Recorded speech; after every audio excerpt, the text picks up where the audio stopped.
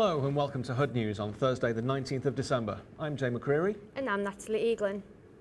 Coming up on today's show, Kirklees councillors voted against the motion to rid of single people's council tax discounts.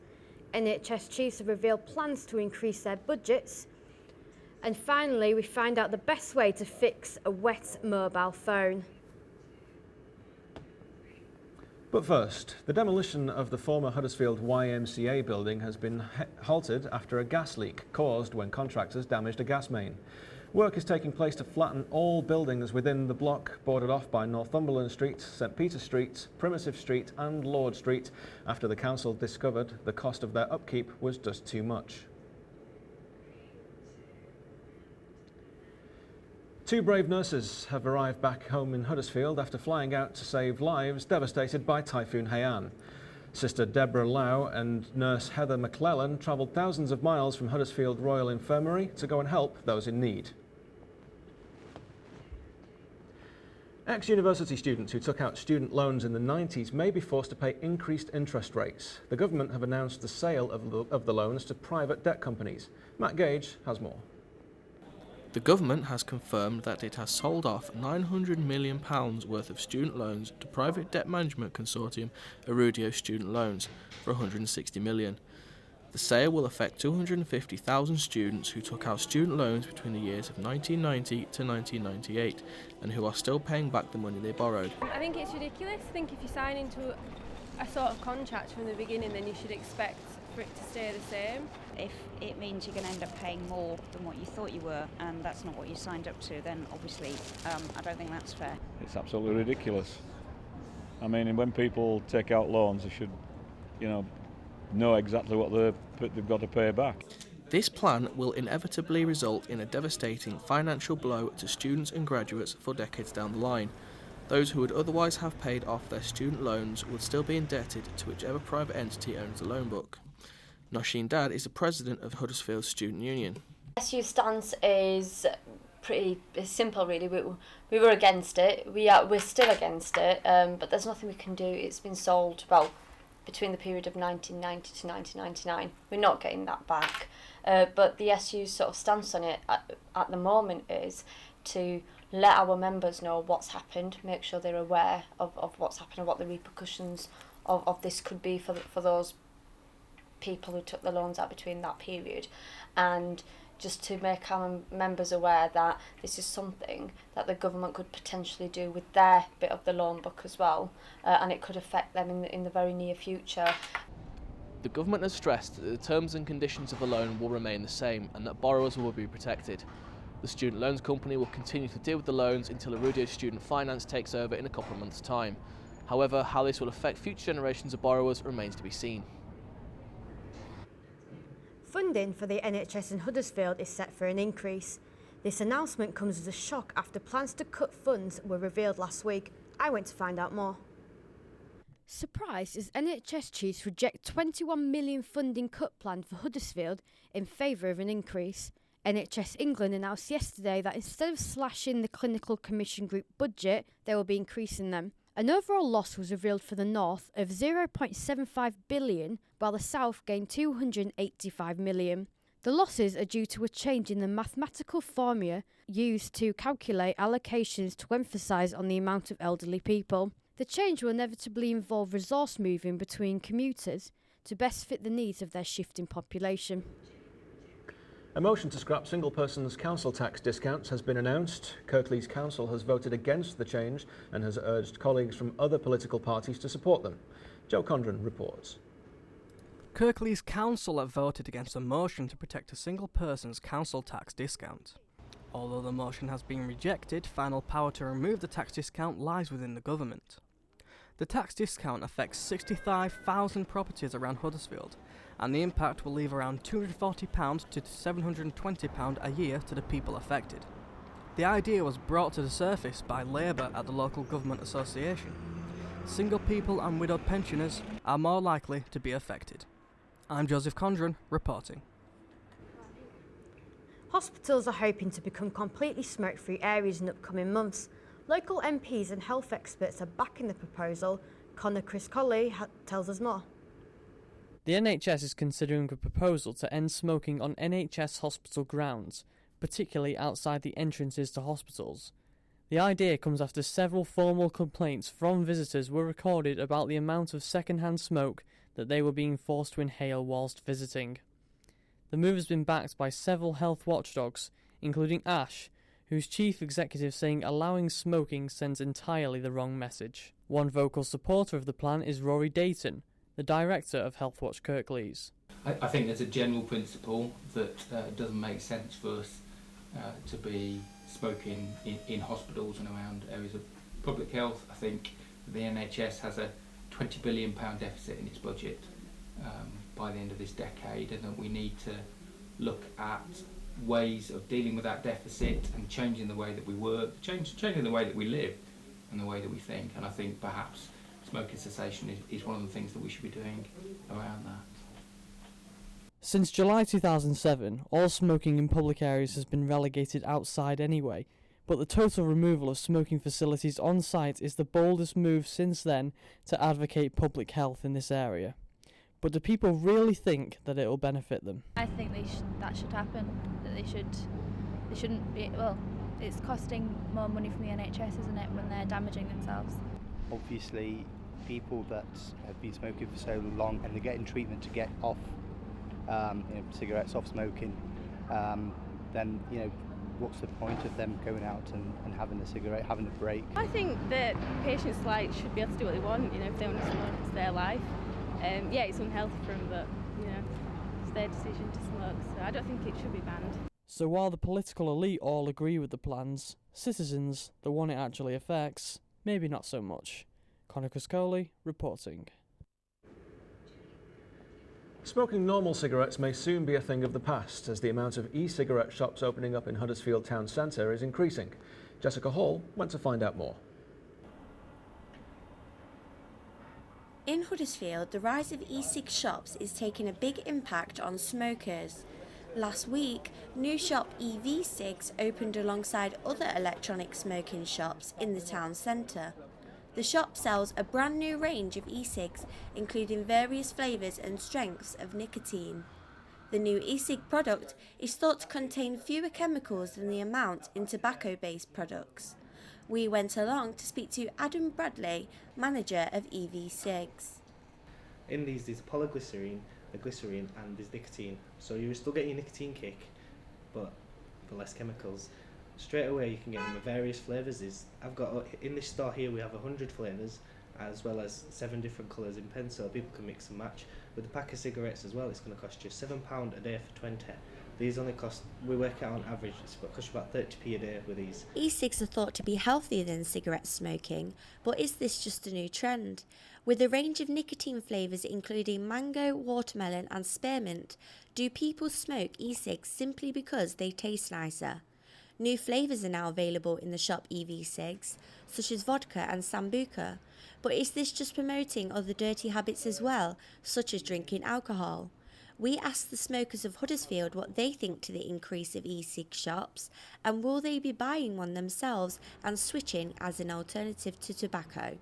I prefer smoking. I find e-cigs, as you get the nicotine, you don't feel it as way you feel with smoking when it hits the back of your throat, and I prefer that when I smoke. No, I don't, because it runs out more quickly. Personally, I won't be buying an e-cigarette because I prefer the taste of tobacco and the smoking experience as a whole. Although the majority of smokers in Huddersfield prefer smoking cigarettes to vapours, we asked Graham Ormond, a healthcare professional from the University of Huddersfield, on whether vapours are really a healthier alternative to smoking and will eventually help people say goodbye to their bad habits.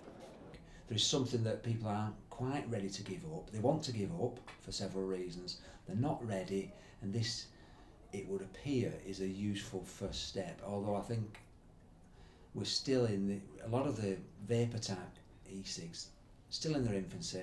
They may have equally as bad impact on health. Only time will tell on that. But on the evidence that we've got presently, I think it's probably is a better thing than somebody smoking. In the long run, due to the rise of e-cig shops, will this benefit the smoking community in the Huddersfield town and persuade them to join in with the new craze, or will people stick to their unhealthy ways? Can you imagine a university without a student bar?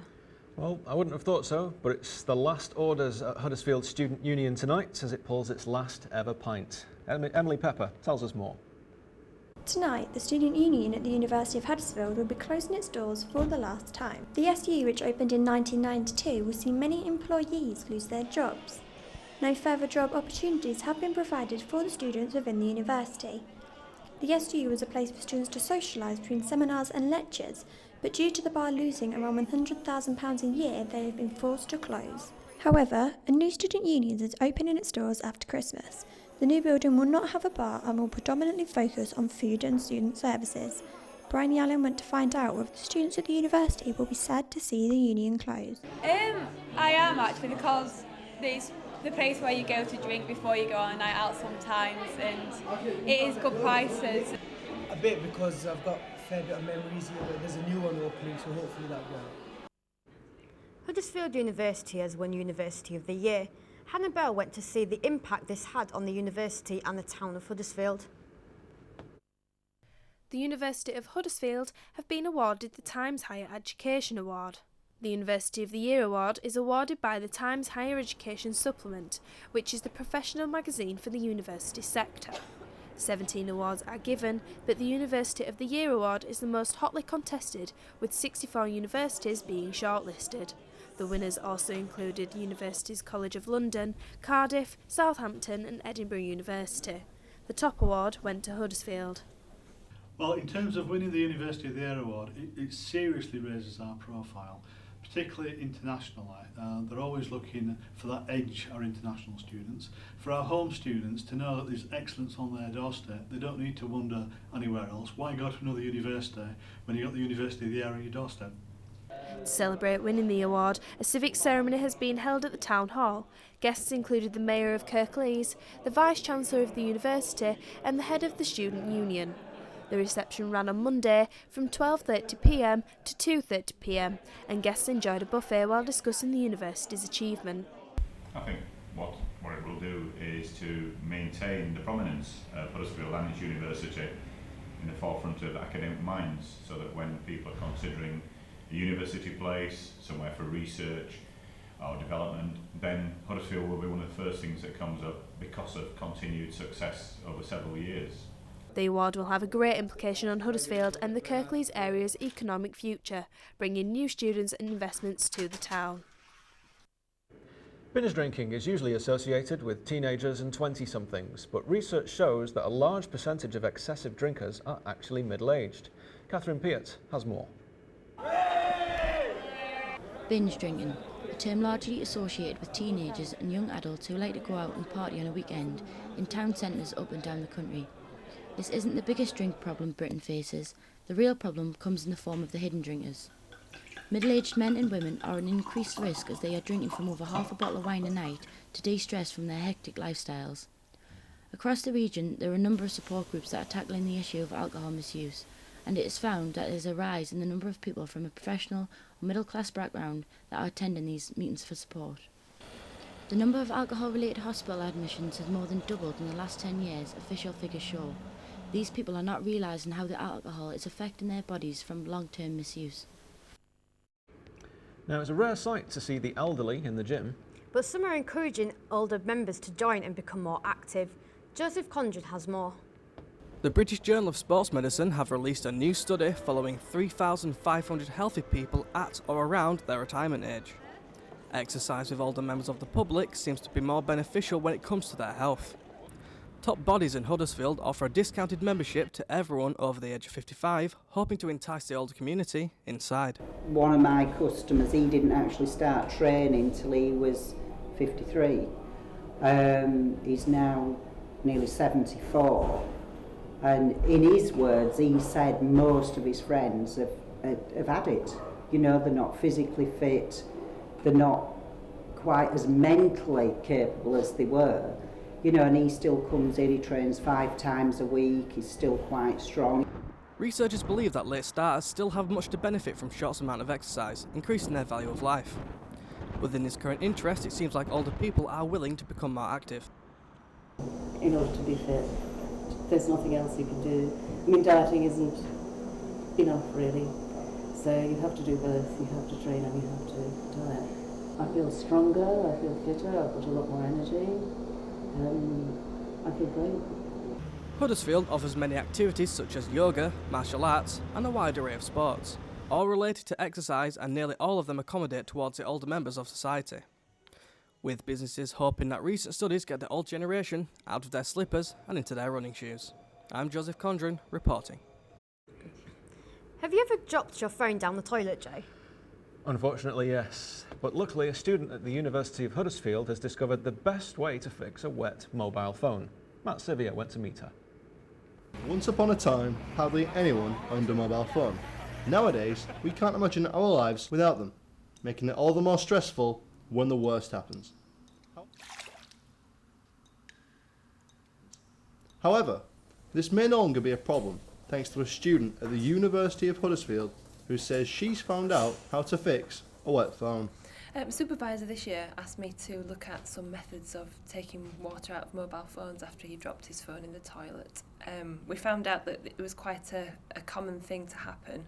There's quite a lot of methods out there on the internet, and he wanted me to scientifically test which was the best method. Well, I tested silica gel, I tested lots of different types of rice, I used a lamp and a vacuum cleaner, and from those tests silica gel came out the best because it removed 100% of the water. I then went on to test out basmati rice because we felt that most people wouldn't have silica gel in their cupboard. I used an actual mobile phone for this one.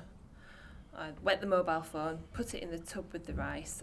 After 24 hours, I think it's 75% of the water is out of the phone, and after 48 hours, 100% of the water is out of the phone. Don't be reaching for the rice just yet though, as we spoke to a local phone repairman who says the discovery is nothing new and isn't foolproof. Lots of people try the rice method.